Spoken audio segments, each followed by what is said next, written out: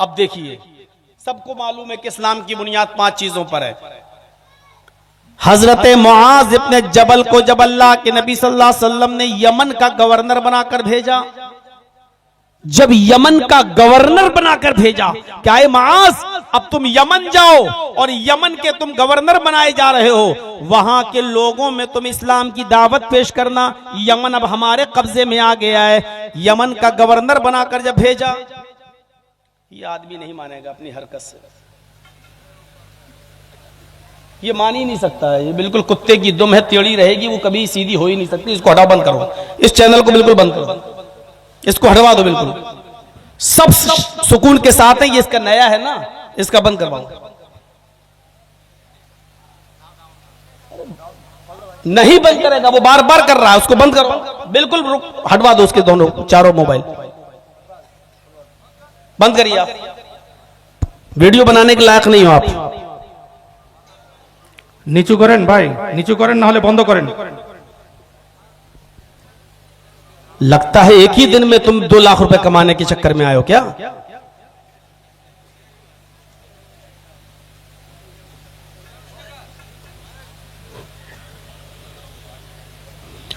तो जब यमन का गवर्नर बनाकर भेजा और यमन पर जब फतह हो गई, तो अल्लाह के नबी ने कहा, आए मुआज, यमन के लोगों को तुम इस्लाम की दावत देना, तो सबसे पहले उनको कलमे की दावत देना। जबकि इस्लाम की बुनियाद कितनी चीजों पर है? 5। लेकिन आपने क्या कहा, आए मुआज, जब यमन जाओ तो 5 चीजें बैक लोगों को मत बताना। अगर 5 चीजें लोगों को एक साथ बता दोगे तो भाग जाएंगे, कोई भी इस्लाम के करीब नहीं आएगा, कोई भी इस्लाम के करीब नहीं आएगा। इसलिए धीरे धीरे उनको इस्लाम की दावत देना और एक एक चीज की तरफ बुलाना। पहली चीज कलमे की तरफ उनको बुलाना, कहना कि अल्लाह के अलावा कोई माबूद नहीं और मोहम्मद सल्लल्लाहु अलैहि वसल्लम अल्लाह के रसूल हैं। जब वो पहली चीज पर ईमान ले आए, अल्लाह को अपना माबूद मान लें और मोहम्मद सल्लल्लाहु अलैहि वसल्लम को रसूल मान लें, और इस पर जब कायम हो जाएं और पूरे पक्के हो जाएं, तब उनसे कहना कि अल्लाह रब्बुल आलमीन ने तुम्हारे ऊपर दिन भर में 5 टाइम की नमाज फर्ज की है। यानी 5 चीजें एकदम नहीं बताई जा रही है, बैक वक्त नहीं। हिकमत देखिए, होशियारी देखिए, समझबूझ देखिए। अल्लाह के रसूल सल्लल्लाहु अलैहि वसल्लम ये भी कह सकते थे, माज 5 चीजें उनको बता दो, जिसको मानना होगा मानेगा, जिसको नहीं मानना होगा नहीं मानेगा। लेकिन नहीं, 5 चीजें एकदम बैक वक्त नहीं बताई जा रही हैं। पहले कलमे की दावत देना, जब कलमे पर अमल करने लगे तब उनसे कहना कि तुम्हारी ऊपर नमाज भी फर्ज की गई है। जब वो 5 वक्त की नमाज के पाबंद हो जाएं और नमाज किसी भी कीमत पर न छोड़ें, जब वो 5 वक्त नमाज पढ़ने लगे, तब उनसे कहना कि अल्लाह रब्बुल आलमीन ने तुम्हारे ऊपर ज़कात भी फर्ज की है, व ईताइज़ ज़कात, तब उनसे कहना कि तुम्हारे ऊपर ज़कात भी फर्ज है। 40 रुपए में 1 रुपया, 100 रुपए में 2.5 रुपया, 1000 में 25 रुपया, 1 लाख में 2500 रुपया, तुम्हारे ऊपर ज़कात भी फर्ज है। अगर तुम साहिब इस्तिताअत हो तो पहले कलमे की तरफ, जब कलमे पर अमल हो जाए तो नमाज की तरफ, और जब नमाज भी पढ़ने लगे तो ज़कात की तरफ, और जब ज़कात भी देने लगे और पक्के हो जाएं, तब उनसे कहना कि अल्लाह रब्बुल आलमीन ने तुम्हारे ऊपर रमजान के रोजे भी फर्ज किए हैं।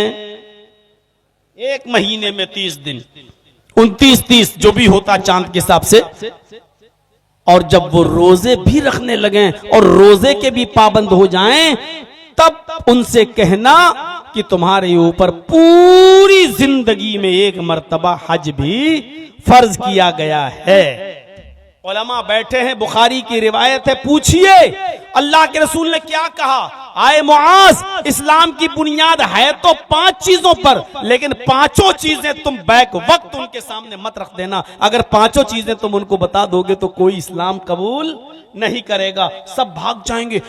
कलमा भी पढ़ो, अल्लाह के अलावा किसी के सामने झुको भी नहीं, नबी को रसूल को अपना नबी भी मानो, मोहम्मदुर रसूलुल्लाह को, और नमाज भी पढ़ें, ज़कात भी दें, और हज भी करें, और रोजे भी रखें। इतना मुश्किल काम हमसे नहीं होगा।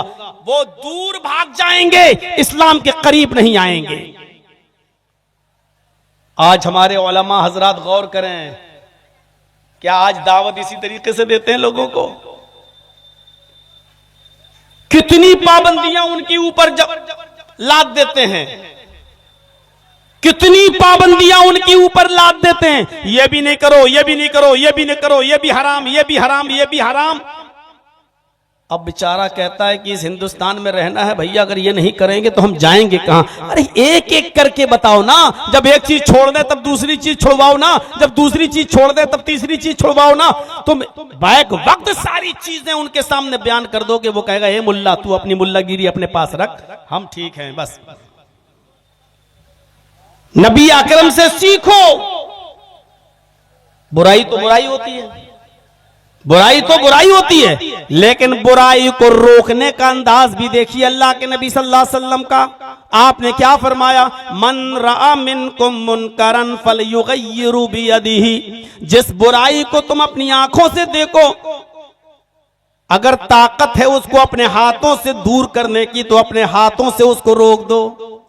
अपने हाथ से अगर उस बुराई को रोक सकते हो तो हाथ से रोक दो, खत्म कर दो।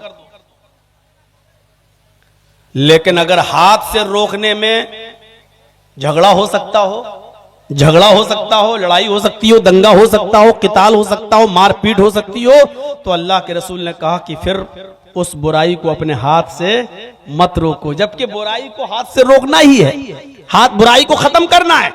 मसलन ये कैमरे वाला है हमारे सामने उठक पटक कर रहा है, अपने हाथ से रोकने की ताकत है मुझे, लेकिन डर लगता है कि अगर हाथ से रोकेंगे तो ये सब चैनल वाले इकट्ठे ना हो जाएं, ये कहीं मारपीट पे आमादा ना हो जाएं, कोई इसके फेवर के 8-10 आदमी फिर मारपीट पे तैयार ना हो जाएं। तो अगर फितने का डर हो, फसाद का डर हो, लड़ाई और झगड़े का डर हो, 500 आदमियों की बारात आ रही है, वो बारात आप लोग कहते हो, हम लोग तो डाकू कहते हैं, ये चोर आ रहे हैं, लुटेरे डाकू, अपने हाथ से रोको, रोक लोगे?